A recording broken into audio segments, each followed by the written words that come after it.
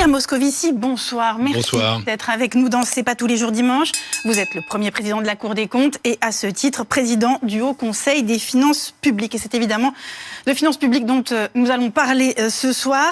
On va parler dans un instant de l'initiative des anciens ministres Gérald Darmanin et Olivia Grégoire qui proposent dans la Tribune dimanche que l'État vende 10% de ses participations, mais je voudrais quand même qu'on commence par le maelstrom politico-fiscal qui s'est joué ces derniers jours lors de l'examen préalable du texte par la Commission des finances de l'Assemblée nationale. Alors que le NFP, allié au MoDem, avait donc depuis mercredi, dans une forme de frénésie fiscale, largement réécrit le texte du gouvernement en ajoutant 50 milliards d'euros de recettes fiscales, on va en parler. Eh bien, le texte réécrit a été rejeté hier en commission par une alliance entre le socle commun, voulu par Barnier, n'est-ce pas, et le Rassemblement national. Mais ça veut dire quoi, Pierre Moscovici? Ça veut dire que le gouvernement est dépassé, que des alliances hétéroclites peuvent se jouer à tout moment? Ça veut dire quelque chose d'assez précis. C'est-à-dire que quand on regarde amendement par amendement, mesure par mesure, il y a eu une majorité pour ajouter quelques 50 milliards d'euros aux 30, à mon avis, qui existent déjà. Et aux 20 milliards voulus par Michel Barnier. Vous voulez 30, Michel Barnier, vous voulez 20. Non. Il y a 30. Le Haut Conseil des finances publiques a été créé par la loi pour donner des avis ex-ante, et nous avons, je crois, démontré qu'il n'y avait pas 20 milliards d'euros de prélèvements obligatoires, mais 30. Michel Barnier continue de dire 20, je le précise quand même à nos téléspectateurs. Oui, enfin, le gouvernement, les documents qui nous ont été transmis disent bien 30. Pourquoi ? Parce que en sus des 20, il y en a une dizaine qui, en réalité, sont des prélèvements obligatoires. Par exemple, si vous augmentez la TICFE, c'est-à-dire la taxe sur la consommation d'électricité, c'est un prélèvement obligatoire. Si vous allégez, plutôt diminuez des allègements de charges, c'est un prélèvement obligatoire. Et donc, ça fait 10 milliards de plus. D'une certaine façon, peu importe. Mais disons, déjà, c'est un montant fiscal considérable. Mais ça veut dire que la crise budgétaire est ouverte, Pierre Moscovici. Non. Si vous me laissez expliquer, ce sera plus facile pour moi de convaincre. Voilà. Donc, déjà, 30 milliards, ou 20, si ça vous fait plaisir, ou ça fait plaisir au Premier ministre, en réalité 30. Vous en avez jeté 50, c'est considérable. Et vous avez effectivement eu, mesure par mesure, des députés pour voter ces amendements. Et puis à la fin, quand on arrive à la cohérence, on la trouve pas. Et donc, ça a été rejeté, et là, vous avez eu une majorité qui est peut-être celle sur laquelle compte le gouvernement, c'est-à-dire la droite, le centre et le consentement du RN. Vous voulez dire que c'est la vraie majorité, en fait, ce socle commun plus le RN? C'est sans doute ce sur quoi compte le gouvernement, puisque l'idée du gouvernement tel qu'il était bien de ne pas susciter de motion de censure du RN. Et donc il y a, de la part du RN, un attentisme négatif, mais un attentisme. C'est peut-être ça qui se passera, on verra. Enfin, en attendant, si vous voulez, des mesures qui ont été votées, qui aboutissent à ce que Michel Barnier appelle un concours Lépine, et puis un texte d'ensemble qui n'a pas été voté. Vous J'appelle ça une surenchère, peu importe si vous voulez. Il y a déjà quelque chose de base, c'est que il fallait faire un effort considérable pour assainir nos finances publiques. Nous sommes trop endettés, nos déficits sont trop élevés, nous avons 3 250 milliards d'euros de dette, nous remboursons chaque année 53 milliards, 70 milliards l'an prochain, nous avons un déficit qui a explosé en 2023 et 2024, on ne pouvait pas rester là. Mais est-ce que pour autant 70 milliards d'euros en plus, parce que c'est ça que demandait la Commission? Si vous ne me laissez pas parler du tout, on va avoir du mal. Parce que ce sont des matières qui sont quand même un chantinet technique, on ne peut pas se contenter d'impression ou d'impressionnisme. Voilà, le gouvernement fait 60 milliards d'euros, d'après lui 40 pour nous, enfin, en tout cas c'est important, il fait un effort, et cet effort, je le redis, est nécessaire. Nos concitoyens savent qu'on ne peut pas vivre avec ce niveau d'endettement, que la France, que ce soit pour elle-même, pour pouvoir investir, que ce soit à l'égard de l'Europe, que ce soit à l'égard des marchés. Les marchés, c'est peut-être un gros mot, simplement ce sont nos créanciers, c'est les gens à qui nous devons de l'argent. Eh bien, tout cela exige que nous assainissions notre situation. Et donc, nous le faisons. Ce budget, de ce point de vue-là, est un budget d'effort que je qualifie de nécessaire.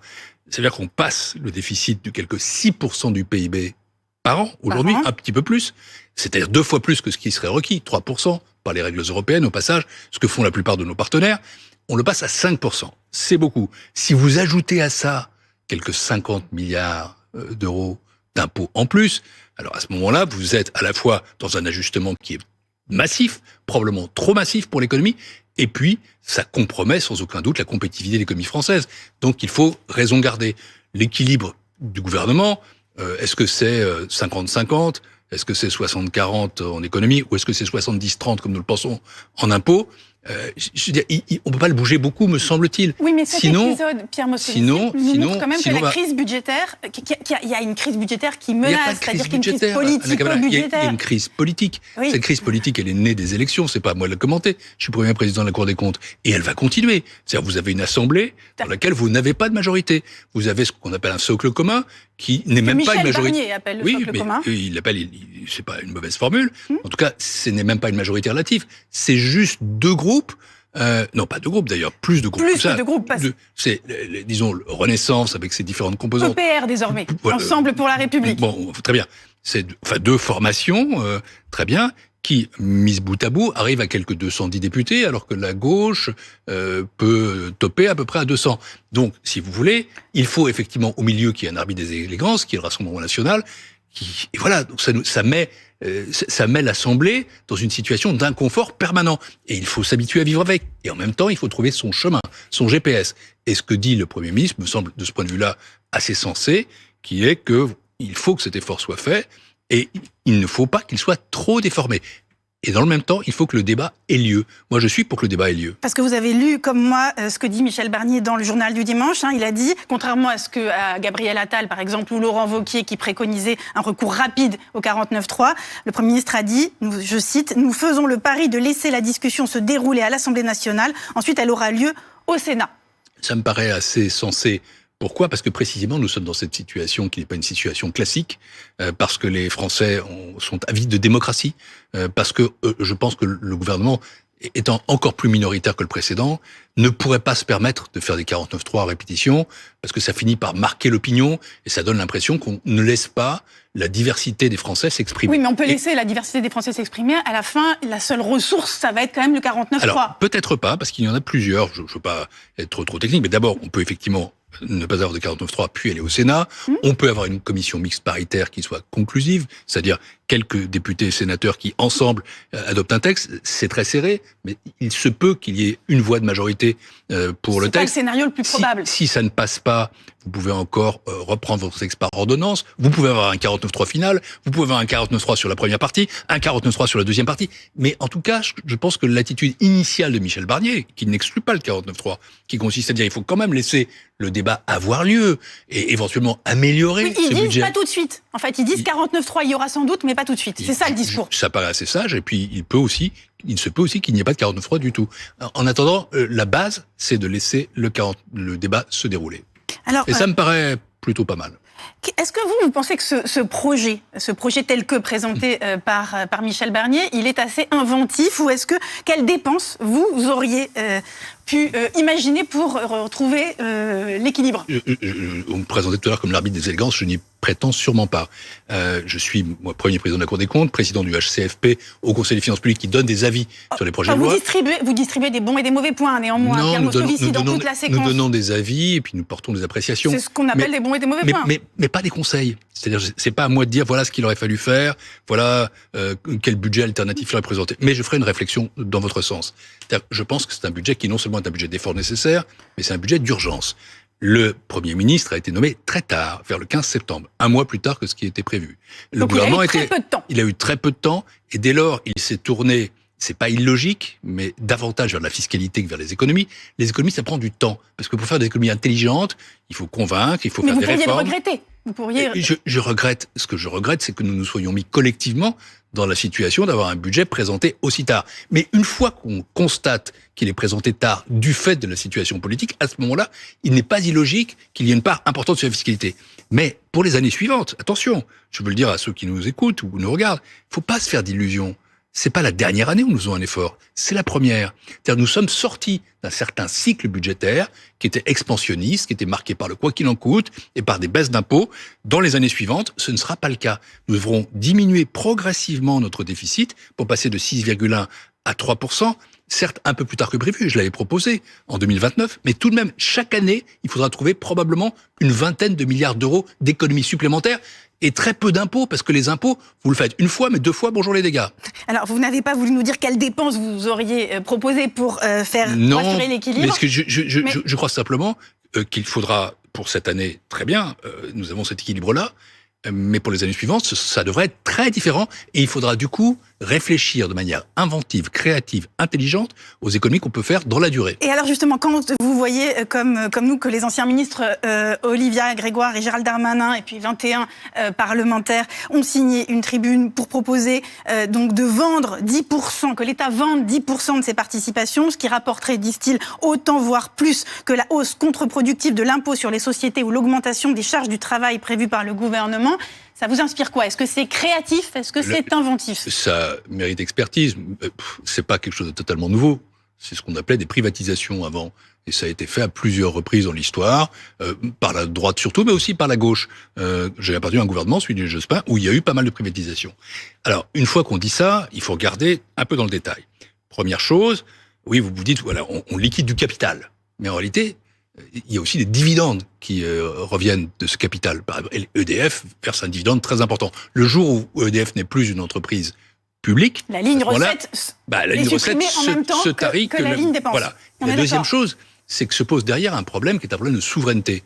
J'ai été ministre des Finances et l'État actionnaire, il est là aussi pour exercer un certain nombre d'actions de souveraineté. On parlera peut-être de la question du Doliprane. En effet. Et elle est à côté, c'est pas ça. Mais si l'État est actionnaire, s'il y a des entreprises publiques, c'est parce qu'elles concourent à un certain nombre d'éléments de souveraineté. Donc il ne faut pas aussi affaiblir la souveraineté. Bref, je pense que ça mérite réflexion. Vous leur dites qu'il faut revoir la copie, là? Je pense qu'il faut du temps pour réfléchir à ça, oui. Alors, un peu. Avant de parler de Doliprane... Et puis, une fois qu'on y réfléchit, je ne peux pas donner la réponse comme ça, mais je pense qu'il faut vraiment sous-peser le pour et le contre. Et donc, j'y reviens, je pense qu'il n'y a pas d'alternative. La potion que propose le docteur Barnier, qui passe en effet par une part d'impôt et par une part d'économie. Et pour les années suivantes, il faudra faire beaucoup plus d'économies. Mais nous ne pouvons pas échapper cette année à un effort. Cet effort, les Français le savent. L'endettement nous étrangle, l'endettement nous paralyse, l'endettement petit à petit nous rend dépendants des marchés, l'endettement nous affaiblit et au final l'endettement nous appauvrit parce que ça va réduire notre croissance aussi, tout ça. Un mot sur la commission d'enquête. Mercredi, la commission des finances a officiellement demandé à se doter des pouvoirs qui lui permettent de plancher sur cette dérive des finances publiques au sein d'une commission d'enquête. On sait que Michel Barnier a déjà approuvé l'initiative. Quelques semaines seulement avant de quitter Bercy, Bruno Le Maire avait, je le cite, salué l'excellente performance de l'économie française. Il avait dit, si aujourd'hui nous avons un niveau de dette élevé, c'est pourquoi? C'est parce que j'ai sauvé l'économie française. Est-ce que vous faites partie de ceux qui attendent Bruno Le Maire? Il n'a pas dit ça comme ça, exactement. Il l'a dit ça comme ça. Il a dit parce que j'ai sauvé l'économie française. Il l'a dit exactement comme ça. C'est parce que j'ai sauvé... Le verbatim, c'est pas une réécriture de BFM TV. C'est parce que j'ai sauvé l'économie française. Avec Bruno Le Maire une bonne relation et j'ai énormément d'estime pour lui. Et je pense que c'est un homme qui a un grand talent. Et il a été très longtemps ministre de l'économie et des finances. Ça, c'est quelque chose qui mérite d'être salué. C'est un dévouement incontestable. Après, est-ce que l'économie française a été sauvée? Alors, s'il veut dire par là que pendant la crise Covid, on a protégé les Français, la réponse est assurément oui. On a protégé les Français comme tous les pays d'Europe ont protégé leurs ressortissants. Et pendant cette période-là, c'était ce qu'on appelait le vrai quoi qu'il en coûte. Nous étions menacés dans nos vies, les entreprises étaient à l'arrêt, et le système de protection sociale était menacé. Il fallait dépenser beaucoup et sans compter. Mais la remarque que je lui ferai, c'est que pendant cette période-là, où nous avons accru notre dette publique d'à peu près 13%, mais tous les autres aussi. Mais après, quoi qu'il en coûte, a continué en France. Et pas pour protéger les Français, si, pour les protéger de l'inflation. Mais protéger de l'inflation, c'est pas la même chose que protéger des vies. Et du coup, les autres ont réduit leur dette publique depuis de 8 à 9 points. Ils sont 4 points au-dessus d'avant la crise. Nous sommes toujours 15 points au-dessus. Et donc, de ce point de vue-là, je pense que l'argument de la protection dure tant que le Covid dure. Ensuite, on est dans autre chose, que le quoi qu'il en coûte a duré trop longtemps, et que du coup, en tout cas, nos finances publiques n'ont pas été sauvées, puisque les 2 dernières années sont des années de dégradation terrible. Et notamment la dernière, l'année 2024, est une année noire, je l'ai dit, puisque quand même, augmenter de 4,4% voté à 6,1% exécuté, c'est-à-dire de 128 milliards d'euros à 52 milliards d'euros de dérive. Bon, et donc je pense que... Mais on se souvient de votre passe d'armes avec Bruno Le Maire, quand le rapport que vous avez sorti en juillet avait été sévèrement critiqué par Bruno Le Maire. Mais il était encore en dessous de la vérité. Si on avait écouté les alertes de la Cour des comptes, les alertes du Haut Conseil des finances publiques, peut-être aurait-on agi plus tôt, donc il a des comptes à rendre, l'ancien ministre de l'économie, aujourd'hui ? Je ne veux pas sembler dire ici qu'il est responsable. Je me prononçais juste par rapport à la phrase. Vous savez bien, Pierre Moscovici, que désormais, on va chercher des responsables. Ouais, je vais venir à ça. La commission d'enquête va en chercher, la classe politique va en chercher, les médias vont en chercher. Si vous me permettez, la commission d'enquête, pour moi, elle ne doit pas servir justement à faire le procès de tel ou tel. Ni du politique, ni des administratifs, ni du président de la République, ni du ministre des Finances. Il faut d'abord comprendre. Et pourquoi comprendre? Pour que ça ne recommence pas. Parce que nous avons quand même eu, pendant ces 2 années, des phénomènes divers. Premièrement, les prévisions économiques ont été imprécises. Deuxièmement, les dépenses n'ont pas été tenues. Alors on parle toujours des dépenses des collectivités locales, mais aussi les dépenses de l'État. Et on les oublie trop. D'ailleurs, les collectivités locales ne créent pas de déficit directement. Elles créent de l'emprunt. Et puis troisièmement, et c'est ça qui est massif, les recettes se sont effondrées. Et ça, il faut le comprendre. Et ensuite, il faudra savoir quels mécanismes d'alerte ont été donnés, à quel niveau, qui les a reçus, quelle a été la réaction. Et là, on arrive peut-être à définir certaines responsabilités. Mais encore une fois, il ne faut pas faire un jugement, il ne faut pas faire un tribunal. Il faut enquêter pour que ça ne se reproduise pas, parce que tout de même, ça nous met dans une situation compliquée. L'économie française va pas si mal, mais les finances publiques françaises ne vont pas bien du tout. Comment vous interprétez la réponse de Bruno Le Maire à France 2 C'est sibylline, pour le moins sibylline. Je le cite, « La vérité apparaîtra plus tard ». Fin de citation. C'est maintenant. La commission d'enquête la dira. Et je veux ajouter une chose, c'est que la Cour des comptes la dira. Ça vous a pas fait sourire, cette déclaration? Vous n'êtes pas dit, mais à quoi joue-t-il? C'est sibyllin. Mais je vais ajouter quelque chose de factuel en plus, qui est que la Cour des comptes va y contribuer de son côté. Et simultanément à la commission d'enquête, puisque chaque année, nous produisons en avril-mai un rapport sur l'exécution du budget de l'État. Il sortira à peu près en même temps que le rapport de la commission d'enquête, et il dira, là aussi... Donc ce sera votre propre commission d'enquête, on peut le dire? Non, ce sera une contribution technique, financière, précise. Pas du tout politique, jamais. Vous faites pas de politique, vous, jamais. Ici, non. Jamais. Jamais. Alors, j'en ai fait beaucoup, et peut-être en referai-je un jour, parce que je serai un jour libéré de ces obligations, mais comme président de la Cour des comptes, jamais. Ma mission, c'est d'informer les Français de manière indépendante et impartiale. Et croyez-le, je suis à la fois totalement indépendant, je suis arrivé à un stade de ma vie où j'estime ne devoir rien à personne et ne rien demander. Et puis je suis aussi totalement impartial parce que je représente une institution et pas moi-même. Quand je parle au nom de ce que fait la Cour des comptes. Et donc ce sera un rapport, non pas de ma personne, mais un rapport de la Cour des comptes. Et ce rapport viendra en appui aux travaux de la commission d'enquête et il donnera très précisément la vérité des chiffres et des processus. Alors qu'est-ce que l'homme totalement indépendant et totalement impartial que vous êtes pense de la volonté de réduire le nombre de fonctionnaires qui a été exprimé par Michel Barnier ce matin dans le journal du dimanche? Notre objectif, a-t-il dit, est dans les 4 ans à venir la diminution de 10% du nombre des opérateurs de l'État, et il a précisé quelque chose qui a été peu relevé. Nous allons faire des efforts importants pour responsabiliser les directeurs d'administration centrale, les opérateurs de l'État, sur des économies auxquelles, a-t-il dit, ils seront intéressés. C'est pas totalement nouveau et c'est pas totalement apolitique. Donc je n'ai pas de commentaires là-dessus autre. Vous me dites c'est habile? Non, franchement, je ne fais pas de commentaires, c'est dur. Mais je voudrais faire une remarque ponctuelle là encore.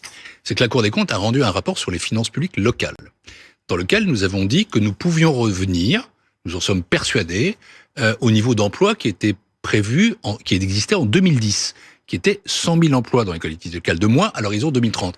Tout de suite, tout le monde a poussé des cris d'orfraie en disant « mais ça y est, la Cour des comptes se permet de proposer des suppressions d'emplois ». Je veux dire ici que nous ne proposons pas une seule suppression d'emplois. Mais si on change la méthode, si on change la gouvernance, on peut arriver à ce que le nombre d'emplois publics diminue. Pourquoi? Parce que, premièrement, on pourrait arriver, par exemple, aux 35 heures dans toutes les collectivités locales. C'est pas le cas. On peut aussi travailler sur l'absentéisme, ce sont des phénomènes qui existent. Et puis troisièmement, on n'est pas obligé de remplacer tous ceux qui partent à la retraite. On peut aussi travailler sur les doublons. Donc encore une fois, une formule choc, ok, mais il faut surtout regarder derrière ce qu'il y a. Et on peut le faire sans diminuer quoi que ce soit, sans supprimer un emploi et surtout sans supprimer un service, ce qui est important. Donc vous dites à Michel Barnier, regardez ce qu'on a écrit, c'est quand même beaucoup mieux. Non, pas du tout. Je dis simplement que ce sont des mots qui peuvent faire choc et puis il y a des réalités qui sont des réalités très concrètes. J'étais cette semaine à Montpellier et Toulouse. J'ai parlé avec plusieurs très grands élus, maire de Montpellier, maire de Toulouse, président de conseil départemental, et on sait qu'il y a des doublons qui peuvent exister. Il y a ce qu'on appelle le millefeuille territorial. Je propose sûrement pas de revenir sur un échelon de collectivité, mais voir comment ça frotte entre elles, comment ça doublonne éventuellement, ça mérite d'être regardé. Et pour l'État, bien sûr, il y a des gisements. Ça ne veut pas dire non plus d'ailleurs qu'on diminue le nombre de fonctionnaires, ou les diminue-t-on. Alors après, sur l'intéressement, ça c'est aussi une proposition qui date d'un certain temps. Vous voulez dire que c'est un peu ancien monde tout ça? Non, c'est des propositions assez classiques dans la droite républicaine, je crois. D'accord, ça signe la droite incarnée par Michel Barnier. Non, parce que c'est pas un homme de gauche, Michel Barnier, il ne le prétend pas d'ailleurs. Il ne prétend pas homme de gauche d'ailleurs. Mais je dirais que, en tout cas, dans ce rôle-là, il a une tâche très difficile. Et je lui souhaite vraiment bon courage. Et il faut qu'il réussisse. Parce que la France est quand même, sur un certain nombre de sujets, notamment les finances publiques, un peu de haut mur. Mais alors, sur le tempérament politique de Michel Barnier, vous le connaissez bien, vous l'avez remplacé à 2 reprises au ministère des Affaires européennes, quand Jospin, donc Lionel Jospin, est devenu Premier ministre. Après une dissolution, déjà. Après une dissolution, que les gens français n'ont toujours pas compris. Et puis, ensuite, vous l'avez remplacé comme commissaire européen. Et j'ai surtout travaillé avec lui. Et vous avez travaillé avec lui, parce que quand vous étiez commissaire, lui, il était Monsieur Brexit. Absolument. Et alors, il est comment? Il est habile? Non, je ne vais pas commenter la personne de Michel Barnier.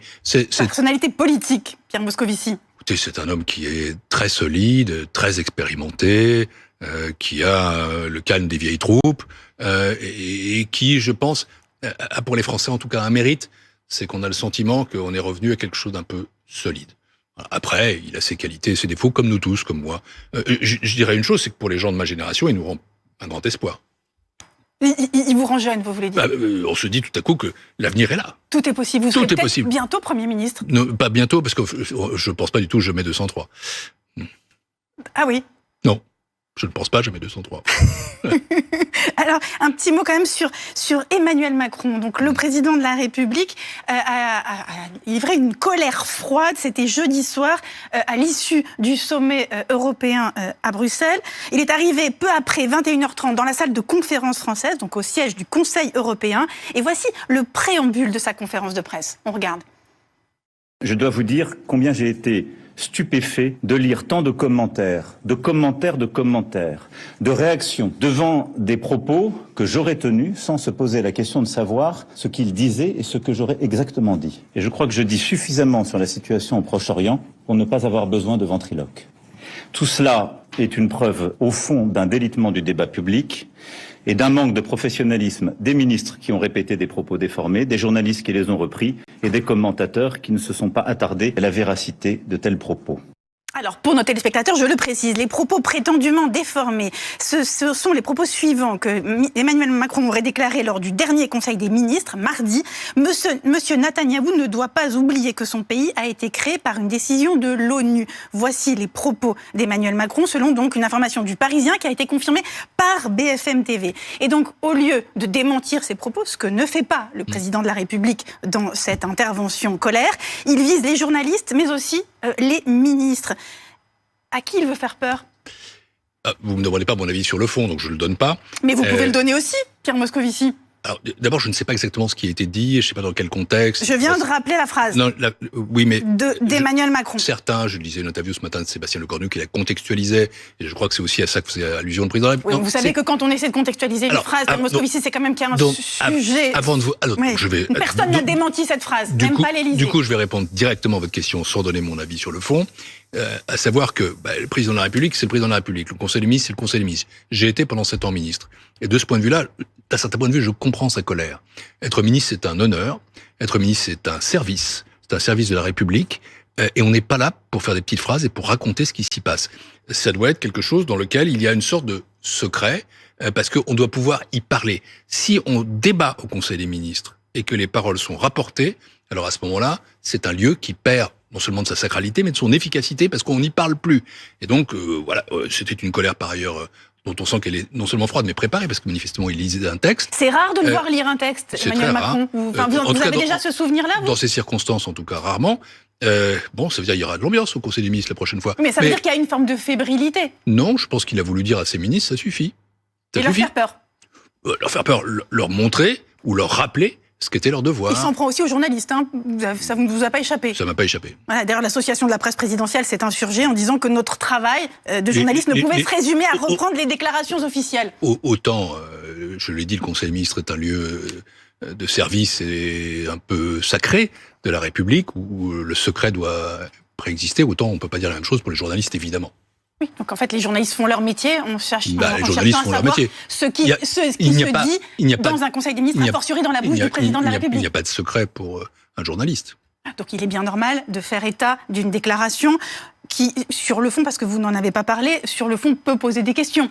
Mais je la répète, la déclaration de M. Netanyahou ne doit pas oublier que son pays a été créé par une décision de l'ONU. S'agissant des journalistes, c'est pas normal. Ce qui est probablement anormal, c'est que les journalistes étaient mis au courant de la déclaration, puisqu'elle devait rester dans le lieu particulier de la République et le Conseil. Cette déclaration, Pierre Moscovici. Après, on peut partir longuement sur ce sujet. Non, pas longuement. Alors, pas longuement. Israël est un État qui est né d'un mouvement, le sionisme, d'un idéal, c'est-à-dire retrouver une terre pour les Juifs. Il est né d'une circonstance, c'est-à-dire la Shoah. Il est aussi né du retour vers la terre, avec notamment la déclaration Balfour. Donc, on peut pas dire que c'est l'ONU qui décide. Après, ce qui se passe, c'est qu'en 1947, il y a une résolution, la résolution 181 de l'ONU, qui décide la partition de la Palestine et qui donne naissance à un État israélien, à un État palestinien, et Jérusalem étant sous contrôle international. Et ensuite, il y a eu des guerres. Donc, on peut pas dire que l'ONU soit le seul responsable de la naissance d'Israël. C'est au contraire un mouvement historique qui l'a poussé de l'avant. L'ONU, c'est vrai, a donné une consécration en 47 qui n'a pas été suivie des faits du fait de la guerre, d'ailleurs provoquée à l'époque par les Arabes. Et donc, il y a là quand même à minima disons, comment dirons-nous, une maladresse politique? Je ne commande pas ça. Encore une fois, je n'étais pas là, je ne sais pas exactement ce qui a été dit et dans quel contexte. Vous m'interrogez sur les faits, je crois que ce sont ceux-là, oui, ils sont pour le coup rappelés assez précisément. Alors un mot sur un autre homme fort de ce nouveau gouvernement, le ministre de l'Intérieur, Bruno Retailleau, qui fait d'ailleurs à lui seul oublier tous les autres. Il veut faire du Nicolas Sarkozy, d'ailleurs Nicolas Sarkozy le conseille. Nicolas Sarkozy, qui on s'en souvient, avait réussi à l'époque Patrick Buisson à siphonner les voix de ce qui s'appelait encore le Front National. Est-ce que là vous pensez que Bruno Retailleau peut y parvenir ? Écoutez, franchement, je ne veux commenter ni sa stratégie, qui ne serait pas la mienne si je faisais de la politique, ni sa personnalité, que je connais bien, puisque c'est un homme avec qui j'ai beaucoup travaillé, pour qui j'ai énormément d'estime, et qui a un très grand mérite, c'est qu'il réfléchit à ce qu'il fait. Du coup, aussi avec un certain contenu idéologique qui est à peu près assumé. Ni sur la réussite. Ce qu'on peut craindre dans la période, c'est un peu l'inverse. C'est-à-dire que je crois que le Rassemblement national est beaucoup plus fort que l'était le Front national. Je crois que son électorat est beaucoup plus solide. Et donc, voilà, il faut y réfléchir à 3 fois avant d'avoir une tactique qui consiste à la sécher en reprenant ses idées. Moi, j'aurais tendance à penser qu'il y a aussi autre chose. C'est-à-dire, il y a des questions sociales, il y a des questions économiques sur lesquelles il faut s'engager. Mais je ne fais plus de politique. Et sur lesquelles personne dans le gouvernement ne s'engage encore. On va voir, ce gouvernement est tout jeune. Vous avez vu que Michel Barnier, dit dans le journal du dimanche faire confiance à son ministre de l'Intérieur, n'est-ce pas? Mais il y a une petite phrase quand même qui est lâchée par le Premier ministre. Il dit il va y avoir un projet de loi du gouvernement sur la transposition du pacte, le fameux pacte asile et immigration. Et nous allons, dit Michel Barnier, également avancer sur tous les abus et tous les détournements de manière concrète en respectant l'état de droit. Fin de citation. Souvenez-vous, alors je le dis à nos téléspectateurs, de cette polémique qui a été initiée par des propos de Bruno Retailleau, le ministre de l'Intérieur, au même journal du dimanche, où Bruno Retailleau disait, très simplement, eh bien, l'état de droit, c'est pas intangible, c'est pas sacré. Alors, l'état de droit, c'est intangible. L'état de droit, c'est ce qui permet le fonctionnement de la démocratie. L'état de droit, c'est ce qui permet le respect des institutions. L'état de droit, c'est ce qui permet le respect de la Constitution. L'état de droit, c'est ce qui permet les valeurs et leur affirmation. Donc ça me paraît intangible. L'état du droit, pour le coup, lui, n'est pas intangible. C'est ce que vote le Parlement. Et la souveraineté appartient au peuple français, soit à travers le référendum, soit à travers ses représentants, les parlementaires. Donc on peut toujours bouger l'état du droit, mais il faut respecter l'état de droit. Bon, une fois qu'on a dit ça, c'est vrai que ce que vous dites, c'est qu'on note quand même que c'est pas exactement le même langage de la part du Premier ministre et de la part du ministre de l'Intérieur. C'est peut-être même un petit recadrage, peut-être, non? Ou c'est une complémentarité. Ça, encore une fois, je peux pas le commenter. Je pense que simplement le Premier ministre, il a une tâche un peu différente, c'est-à-dire qu'il doit tenir les équilibres de son socle commun, les équilibres des formations politiques qui le soutiennent, et aussi les équilibres de la nation, tout simplement. Il n'est jamais illogique que le ministre de l'Intérieur joue un certain rôle.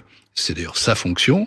Il est logique que le Premier ministre, lui, assume une vision plus large et qui tienne compte de ces différents équilibres. Oui, donc vous pensez qu'en fait, ils sont chacun dans leur rôle et qu'il y a le good cop, bad cop dans l'affaire je ne veux pas utiliser cette formule-là, il y a une complémentarité jusqu'au jour où il y a des contradictions. Mais pour l'heure, je vois plus de complémentarité que de contradictions. Donc vous faites partie de ceux qui pensent qu'il y a un tandem à la tête de ce gouvernement. Non, parce que le tandem Michel Barnier, Bruno Retailleau. Parce que je ne pense pas qu'il n'y ait qu'un sujet en France qui serait l'immigration. Je ne pense pas qu'il y a un seul ministère dans un gouvernement. Je pense que tous, en tout cas beaucoup d'entre eux, sont très importants et que les Français sont très attachés au problème de pouvoir d'achat. Ils sont maintenant très attentifs aux questions de dette publique dont nous parlons. Les Français ont une vision large. Ils n'oublient pas la question écologique qui est fondamentale. D'ailleurs, c'est aussi pour ça qu'il faut se désendetter, pour trouver des marges de manœuvre pour investir dans l'écologie. Ça, c'est pas une option, c'est l'avenir de nos enfants. Bref, non, je résume pas un gouvernement à 2 personnes ou à 2 fonctions. Jamais. Les Français n'oublient peut-être pas la question écologique, mais vous avez vu le coup de gueule de la ministre de l'écologie, Agnès Pannier-Runacher, qui considère que elle n'a pas les moyens. Alors, on va écouter, si vous voulez, au sein du gouvernement et la ministre de l'écologie au micro d'Apolline de Malherbe vendredi matin, et le ministre du budget, Laurent Saint-Martin, c'était ce midi sur France Inter. Il faut un budget qui soit à la hauteur de la situation et ce n'est pas le cas aujourd'hui. Je vous le dis. Ce n'est pas le cas aujourd'hui. Ce n'est pas le cas aujourd'hui. Je vous le dis très clairement. Je ne sais pas s'il faut encore attendre des drames pour comprendre que c'est une absolue nécessité d'investir dans l'adaptation au changement climatique. Le budget de la transition écologique, pour prendre celui-là, il est en hausse. Il est en hausse fortement. On investit prioritairement, notamment sur les énergies renouvelables. Le budget de la transition écologique n'a jamais été aussi important que celui pour 2025. Donc vous dites à Agnès Pannier-Runacher, il n'y aura pas d'augmentation. Il faudrait un petit 49.3 pour départager les deux ministres, Pierre Moscovici. J'aurais qu'une phrase, affaire à suivre, manifestement. Oui, c'est-à-dire affaire à suivre. Que le bras de fer, en tout cas, a été entamé par la ministre Agnès Pannier-Runacher. Vous pensez que... Soit quelqu'un lâche dans cette affaire-là, en tout cas un peu de lest, soit quelqu'un renonce. On verra qui. Et est-ce que ce manque de cohérence, en tout cas cette forme de cacophonie gouvernementale, vous paraît de mauvais augure? Non, ça c'est pas très choquant parce que c'est assez fréquent. C'est habituel. Ça dépend de l'ampleur, puis à un moment donné, qui en tire les conséquences, ça je ne sais pas. Mais j'ai été ministre de l'économie et des finances pendant 2 ans, j'ai eu à préparer 2 projets de loi de finances. Il n'est pas logique que ceux qu'on appelle les ministres dépensiers, c'est-à-dire ceux qui gèrent les politiques publiques, demandent plus. Souvent c'est le cas pour l'éducation nationale, ça peut être le cas pour l'écologie. J'ai plutôt d'ailleurs de la sympathie pour la cause écologique. Je pense vraiment que là on doit investir plus. On ne doit pas mégoter sur la transition écologique. On ne doit pas mégoter sur l'adaptation au changement climatique. Encore une fois, nous vivons dans une planète qui devient petit à petit insoutenable. Et c'est même la raison pour laquelle on doit se désendetter. Mais après, sur le budget lui-même, il peut aussi y avoir telle ou telle politique publique où des crédits sont pas consommés ou pas bien consommés. Donc là encore, il faut entrer dans le détail et pas porter un jugement à l'emporte-pièce entre les deux. Mais il y aura sans aucun doute une voie à trouver. Voilà. Une demi-mesure Non, alors, mais soit ils trouvent un compromis hors du schéma actuel, soit ils en restent sur ce schéma actuel, et un des deux tire les leçons d'un mécontentement. On verra. Ça, franchement, ça fait partie des discussions qui peuvent exister entre un ministre à Bercy et un ministre dépensier, avec, à la fin, toujours un arbitre. Cet arbitre, c'est le Premier ministre. Et alors justement, sur les arbitrages qui a été lui-même ministre de l'écologie, je le rappelle. Il y a bien longtemps, sans doute. Mais il l'a été. Et qui en parle, qui aime bien parler de la dette écologique. Je le rappelle parce que vous me demandiez si je connaissais Michel Barnier. Incontestablement, il a cette sensibilité depuis longtemps. Il a créé un fonds qui s'appelle le Fonds Barnier, qui existe encore, et il était ministre, je crois, de l'écologie en 1992, pas hier matin. Donc il va plutôt comprendre les arguments donnés par sa ministre de l'écologie dans cette affaire. Il est très possible que cette affaire lui remonte pour un arbitrage. Et quid de l'arbitrage sur la taxe pour l'électricité? Ça fait partie aussi des dissensions qui se retrouvent dans les journaux. Alors, après, je voudrais quand même dire quelque chose, parce que je ne l'ai pas dit au début. Vous avez un regret? Oui. Le Haut Conseil des finances publiques est très vigilant à ce qui se passe. J'ai parlé de l'équilibre entre les recettes et les dépenses, bon, très bien. Mais en delà de ça, ce que j'observe, c'est que le document qui nous a été transmis n'est pas à 5% du PIB, il est à 5,2%. Et qu'on attend du Parlement qu'il adopte des amendements qui marquent plus d'économies. C'est pas ce qui s'est passé en commission des finances. Je répète ici, parce que je vois des observations de tel ou tel ministre, mais je vais être très ferme sur la nôtre, nous pensons que la croissance est un peu élevée dans les prévisions. Mais voyez que vous êtes un arbitre des élégances budgétaires, Pierre Moscovici, et que vous jouez même ce rôle avec un certain plaisir, semble-t-il. Ne me pas plus que ça, je vous assure. Je pense que le plaisir est pas du moment, j'essaie de pas être ennuyeux, mais pour le reste, non, la situation est plutôt grave. Mais pourquoi est-ce que je dis qu'1,1% c'est un peu élevé ? Parce qu'il y aura quand même un prélèvement sur l'économie très important qui est né de cet ajustement structurel qui va réduire un peu la croissance. Donc 1,1, ça suppose qu'il y ait un boom plutôt ou un booster dans la consommation qu'on ne voit pas dans les chiffres. Et puis enfin, il faudra s'assurer que les recettes rapportent ce qui est prévu. Et de ce point de vue-là, vous m'interrogez sur la TICFE, mais il y a aussi les taxes exceptionnelles, etc., dont on voit que finalement elles sont un peu réduites peut-être, quand elles ne sont pas débordées par de nouveaux impôts. Et il faut aussi que les économies de dépenses soient réalisées. Bref, tout ça, ça fait un certain nombre de points qui sont des points de vigilance du Haut Conseil des finances publiques, points de vigilance de la Cour des comptes le moment venu, et surtout, je crois, points de vigilance pour le gouvernement, les parlementaires et la nation. Pour faire en sorte que les 5% soient non seulement votés, mais in fine exécutés. Parce que ceux qui nous regardent, les agences de notation, la Commission européenne, les emprunteurs, ce qu'ils attendent, c'est que, pour une fois, ça s'est pas passé ces dernières années, non seulement on dise une intention, mais qu'on la tienne. Ils ont besoin de stabilité, ils ont besoin de fermeté, ils ont besoin d'un mot qui est peut-être devenu un gros mot, de crédibilité. Et d'autorité aussi ? Ou ça, l'autorité, c'est ce qui permet la crédibilité, mais ça, ils ne la regardent pas. Simplement, ils vont regarder quand même ce que le Parlement vote, ils vont regarder ensuite si ça tient la route. Et c'est pour ça que, en effet, le Conseil des finances publiques ne sont pas du tout des arbitres des élégances, mais des voix indépendantes qui servent à informer le citoyen et aussi à donner une opinion, qui est une opinion d'une autre nature, justement experte, indépendante. Un mot sur la vente d'Opella, la filiale de Sanofi qui produit le Doliprane et qui est en train de virer à l'affaire d'État. Dimanche dernier, à votre place, Antoine Armand, donc ministre de l'économie, disait à Benjamin Duhamel « Mon engagement, c'est que le Doliprane continue à être produit en France. Nous sommes aux côtés des salariés et nous demanderons des garanties. Rien ne me paraîtra interdit. » Est-ce que l'État a les moyens de bloquer la cession ? Alors, avant de se demander si l'État a les moyens de bloquer la cession, il y a un décret qu'on appelle le décret Montebourg, qui peut peut-être offrir une opportunité. Je vois aussi qu'il est question que la Banque publique d'investissement, que j'ai créée quand j'étais ministre des Finances, monte au capital d'Opella pour être présente dans le conseil d'administration de la nouvelle entité. Ça doit une sorte de droit de regard. Après, on peut se poser la question préalable, c'est est-ce qu'il faut bloquer ?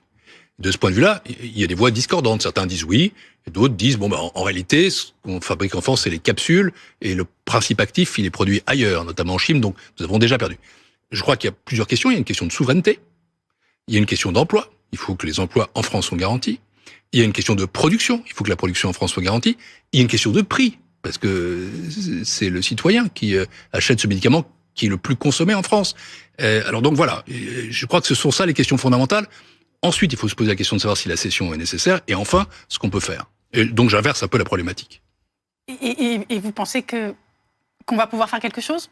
Oui, je pense que il faut d'abord s'assurer auprès du racheteur, du repreneur, qu'il y a ces engagements qui soient pris fermement. Américain. Et il faut quand même avoir une partie à la décision dans le futur groupe, si cette cession se fait. Après, bloquer ou pas bloquer, ça suppose d'abord qu'on se demande, faut-il le faire ou pas, et c'est pas si évident. Et ensuite, comment le faire ? Pour finir, Pierre Moscovici, une question sur vous. Est-ce que, au fond, le rôle que vous occupez en tant que premier président de la Cour des comptes, dans le temps qui court, c'est mieux que d'être ministre ? Ou même Premier ministre ? Écoutez, c'est juste quelque chose qui est passionnant. C'est une grande institution qui est inscrite dans la Constitution, que les Français respectent. Ils connaissent. Il y a 90% des Français qui nous connaissent, 70% des Français qui ont une bonne opinion de nous. Et donc ça veut dire oui. Vous répondez oui à ma question. Non, ça veut dire que je dis pas que c'est mieux. Il faut toujours dans la comparaison. C'est juste quelque chose qui satisfait l'esprit et qui mobilise. Et j'ai le sentiment que c'est une fonction qui est en effet plutôt importante, notamment dans cette période-là. Elle est significative, disons-le, sans vouloir se vanter. Voilà, c'est ça. Et donc c'est une très belle chose, oui, une très belle institution, et je veille, encore une fois, j'y tiens, tout en donnant mon opinion, et je suis un citoyen, j'ai des idées, elles n'ont pas beaucoup changé, voyez-vous, mes idées personnelles, mais je ne les donne jamais. Vous les faites parfois passer en filigrane. Je peux quand même pas faire, je n'ai pas subi de mutation génétique ou de greffe cérébrale, non, mais simplement, ce que je veux dire, c'est que ce qui est très important pour la Cour, c'est d'être indépendante et impartiale, et elle l'est. Eh bien, merci beaucoup Pierre Moscovici d'avoir été l'invité de C'est pas tous les jours dimanche.